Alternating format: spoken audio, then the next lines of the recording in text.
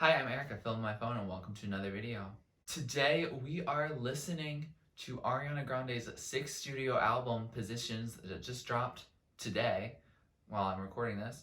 You'll get it in a couple days, but very excited to listen to this new project. I haven't heard any of it. I didn't listen to the title track last week. I haven't seen the music video. If you want me to react to the music video, let me know. But I haven't heard anything from this new era, and I'm just really excited to. I think it's insane how she low-key broke the internet just a couple weeks ago, being like, yo, I'm just gonna drop this album this month. And, in just those few words, she lit up a storm. But overall, I'm really excited to see if this is, still within her comfort zone, or if she's going to completely evolve as an artist. I just don't know. Is this like a sweetener? Is this like a thank you next? Is this something we haven't heard at all before? I don't know, but I'm ready to find out. Anyways, let's get into it. Track number 1 is Shut Up. Starting off pretty slow. Oh, that's a switch up. You sound so dumb. Is this about haters or a certain political group?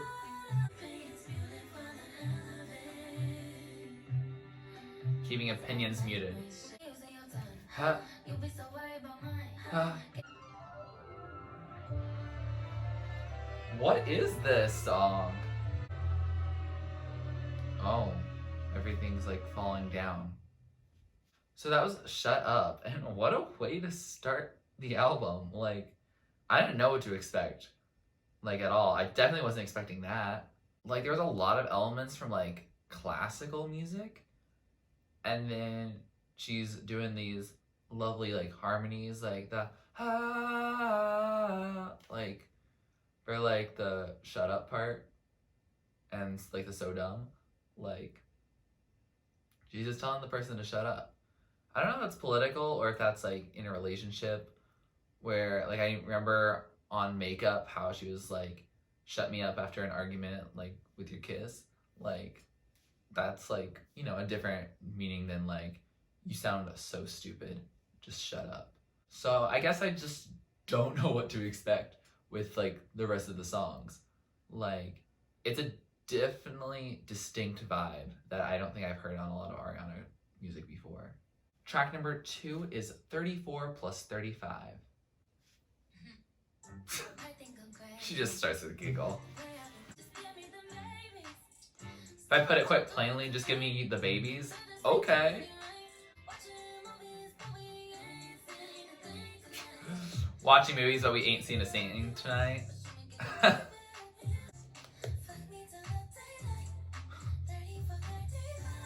She's just tonight. If you can't do that math in your head, just use the calculator. Oh, she just gave you the answer. Is she allowing you to cheat on the test? So that was 34 plus 35. There's not a lot to say. She pretty much just said it all. I feel like she's being very direct on this album, and that's totally cool. But even with Shut Up, which wasn't really, about intimacy, she's still being direct. She's like, why don't you just shut up? That's pretty much straight to the point. And here she's like, yeah, I'll even play this game of 34, 35, and then at the end of the day, I'm literally gonna add it up and tell you what it is at the end of the song. So it's a very clear message, I think I have to listen to it more. The sounds production is very light. It reminds me a little bit of Sweetener, which I like some of the songs in there. Sometimes I don't like them. So, it's very light. It's very pop, very not deep messages. And so I'm going to have to sit with it for a little bit more just to see if I really like the grooves of the song. Track number 3 is Motive with Doja Cat. I'm really excited about this one. Ooh, this feels like a little deeper production. Tell me what's your motive. Ooh, this production. Fire. What's your motive? Oh, This is where the grooves start to happen. Tell me what's your motive. Doja.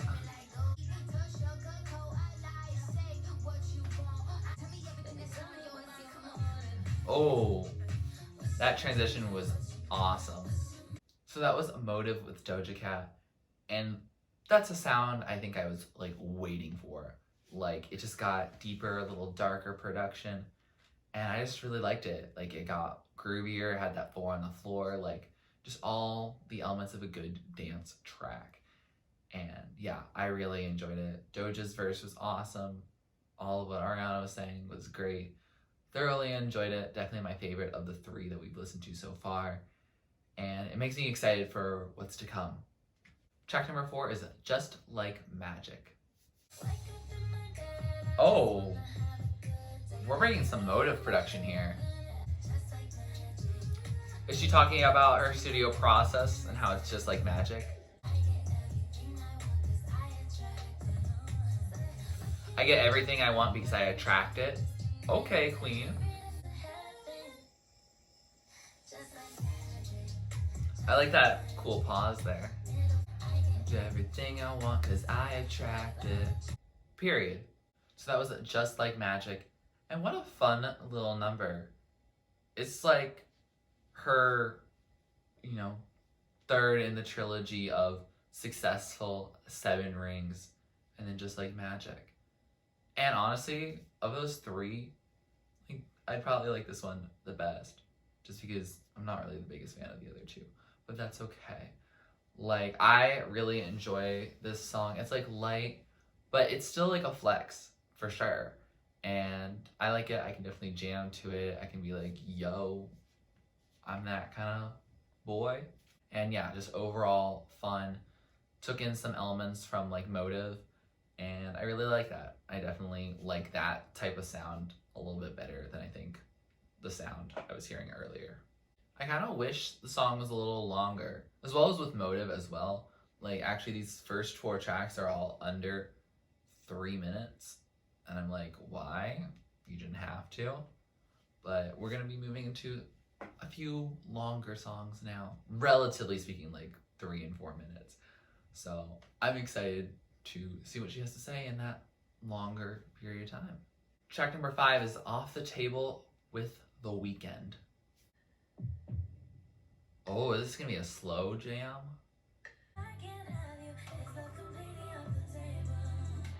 If I Can't Have You is Love Completely Off the Table. Wow. Ooh, Weeknd is here again. Again, meaning he was in here and Love Me Harder.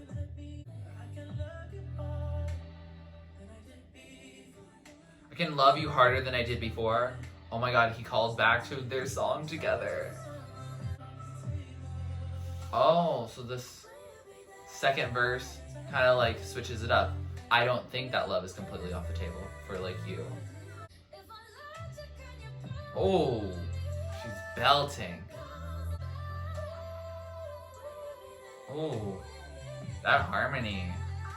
So that was Off the Table with The Weeknd, and I enjoyed that one. It was different than I thought it was gonna be. Like, with like the first minute, she's like, I don't know, is love completely off the table? And then like it changes into it's like this duet of her being like, I don't know if love is completely off the table. He's like, hey, if you accept me, love isn't completely off the table. And I don't know, I kind of feel like I would have liked it more if it was largely just Ariana's sentiment in this song. Like, you know, a ballad, like almost like a liability from Lorde. Like something that's very much like, oh, I can be emo and angsty and like low key scream the lyrics of this song on my own time. Whereas with this one, like there's someone who is trying to take her back. And that's just not happening in my life. So like, you know, I like it being sad and relatable. That's not to say that The Weeknd's part wasn't good. Like I do enjoy The Weeknd. I really enjoy his contribution here. I just feel like they could have had like a Love Me Harder 2.0, where it is like still that like dance pop kind of vibe rather than this very like R&B driven song where it's like chill and laid back and like still like kind of a slow jam. Track number 6 is 6:30. She's delivering very quickly on this album. Well, it's got a good groove to it. Releasing Dopamine. What's up? Are you down?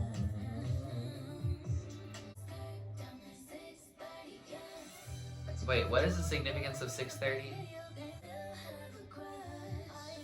When I'm old and stuff, will you still have a crush?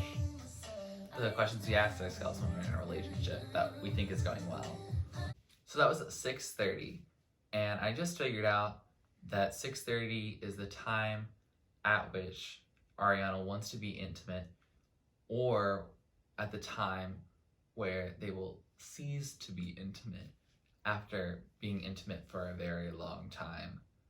I'm sorry, I'm trying not to get demonetized in case my videos ever do get monetized. You know, there's a lot of intimacy in this album, as one might expect. Again, similar to like the first few tracks, I think it's not just like the light production with a lot of delivery. It's hard for me to keep track of what's going on because she's speaking, or singing rather, very fast, and like she doesn't have the best diction when she sings, so it's kind of hard to tell what she's singing. She kind of like slurs her words sometimes, which is very beautiful and lovely and appealing to the ear. But if I'm trying to get a message of what the song is about, which typically has a deeper significance for me, like it's just gonna be really hard for me to do that. I did like the chorus of the "Are you down? What's up?" Like that's gonna be playing in my head very easily. It's very catchy. Track number 7, Safety Net, featuring Ty Dolla $ign.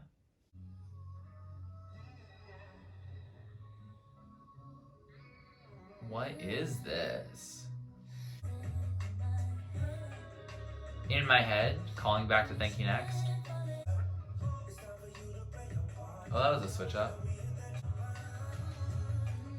Why does this not sound like Ty Dolla $ign? Why do their voices actually sound pretty good together?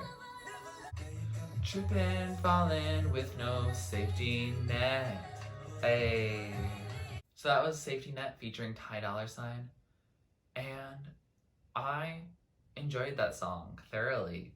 Like that chorus, the tripping, falling with no safety net. Like, ooh, that's not only catchy, but I also just thoroughly enjoy that. It like hits deeper. I don't know why. Like it's about her falling in love, and yeah, I mean most of the song is going to be about love and intimacy, and this is a really sweet one. At first I was going to say, much like when I said The Weeknd's part could have been somewhere else, and that I would have liked Off the Table to be an Ariana Grande solo song. At first I was going to say that about this one, but Ty Dolla $ign actually didn't really mess up the track, which is like surprising. For some reason I thought he would, and maybe that's just ignorant of me. And you know, kudos to Ty. Like you did something, and it sounds really good. You harmonize really good. Your verse is all right. Like it doesn't help or hurt the song. Like it's just there. And then your harmonies though, like that's some good stuff right there. And I really ended up really liking the song. So yeah, I think I'm gonna like it even more and more as I listen to it more and more. Track number 8 is My Hair. Did she just buy it? Okay, another switch up. Do not be scared to put your hand through my hair. It's got some jazz to it. I like all the belting she's doing here. I might let it down for you. Oh wait, that's her singing it. Whistle tone, Queen. Is that pitched up? Or is that her doing it in real life? So that was My Hair. And wow, that was a nice little jazzy, groovy track. I enjoyed it, especially like the belting of the vocals. I like the sentiment of it. Like, Ariana is like so known for her hair, and she's like, yeah, I don't really like people touching it, and that's like fair. Like, that's your boundaries. But she's like, I'm gonna let it down for you. So she's using her hair as like a metaphor, basically, for the trust she has in this person, which is really like sweet. Track number 9 is Nasty.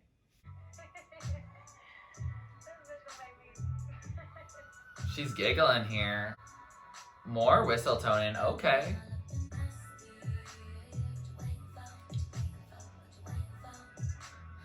She's like, I want to get nasty. What are you waiting for? Okay. 10 out of 5. We love that good Yelp rating.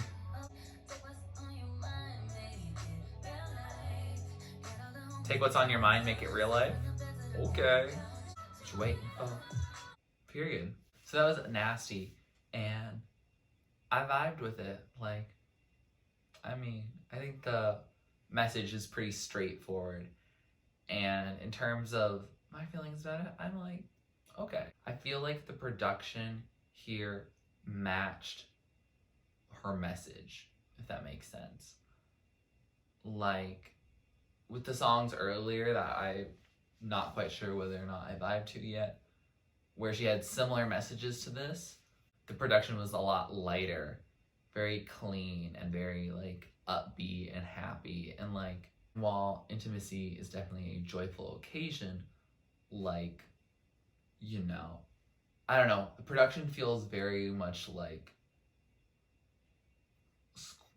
for lack of a better term, a baby making song, you know? It's got a good beat that it's good, and yeah, I thoroughly enjoy the song. Track number 10 is West Side. Why does it feel like it's just recycling over and over? I am the only for sure. That's probably how a lot of couples feel about each other. Be your wife like that. Okay. She's planning ahead. Wait, is that it? So that was West Side. And my main critique with it was that it was really short. It was a nice, sweet song. Reminded me of Delicate off of Reputation. Like, dive bar on the east side, where you at? But this is the west side. And yeah, like, yeah, it was a sweet song because she's like, yo, I could be your wife. I just want to be in your life. And that's wholesome. We like that. Definitely much more of the emotional side rather than the straight up only intimacy side, you know? Track number 11 is Love Language. Oh, we're bringing up the hype. She's delivering really fast here. I have no idea what she's saying. These runs are beautiful. This reminds me a little bit of Dancing's Not a Crime by Panic at the Disco. I don't know why. Again, a really short song. Oh. Okay. She's not finished. Okay. So that was Love Language. And yeah, that was a fun, groovy track. Her diction, again, was hard to keep track of. But basically, I think the gist is, if you're going to keep speaking my love language, then you can speak all night. Like, you know, I think she's telling us what her love language is. I'm gonna guess it's physical touch with that implication. I'm just an acts of service king over here, but I think it's cool that she is bringing that love language test in here. But overall, I did enjoy the song. I definitely need to listen to it more so I can actually hear more of the words and her message.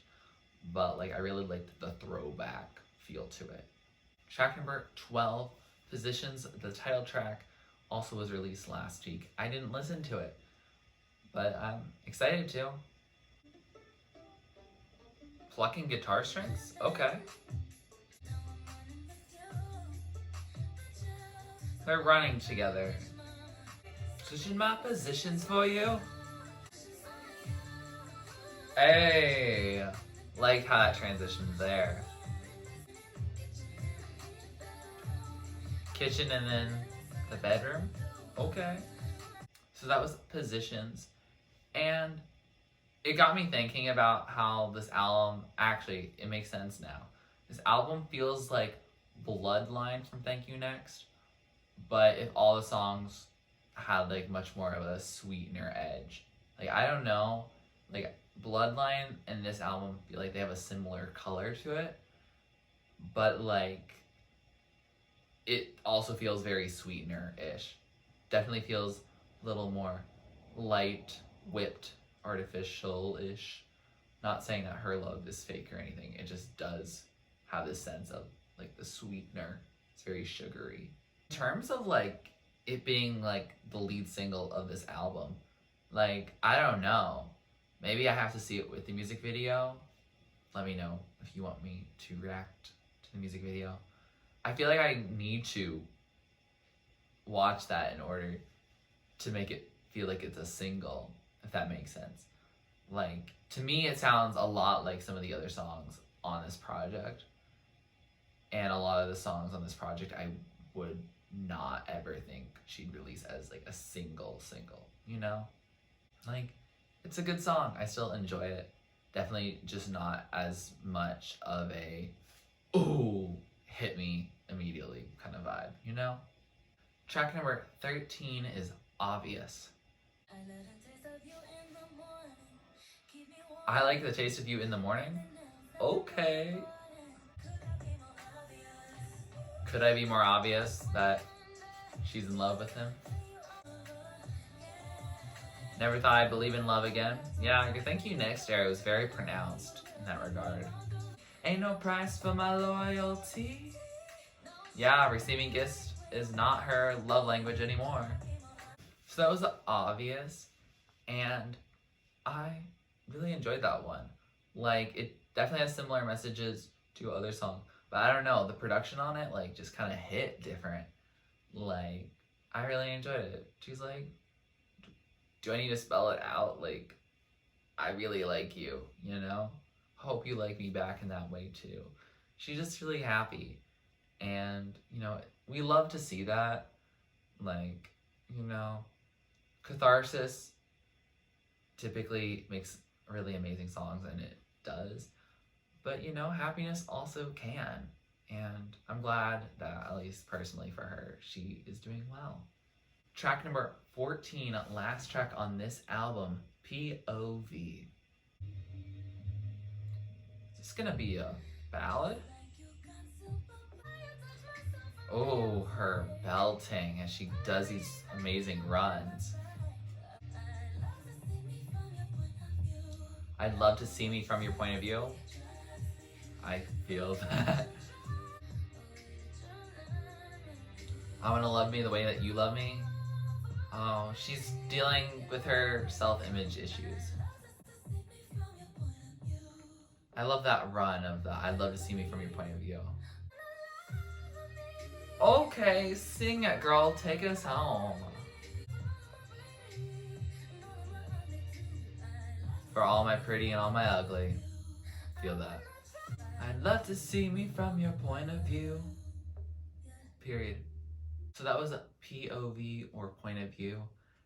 And wow, she just really brought us home.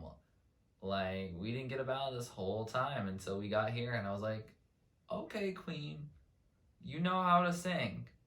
Like, sometimes people forget, apparently, because you have to keep showing it again and again that you can really sing. And wow, like, I really liked it. It was a good song, and it was also more introspective. And I like introspective Ari. I think that's why I really enjoy Thank You Next a lot. Yeah, the runs were good, her delivery, her lyrics, like the production, all of it just meshed so well together and brought a really satisfying conclusion to this album.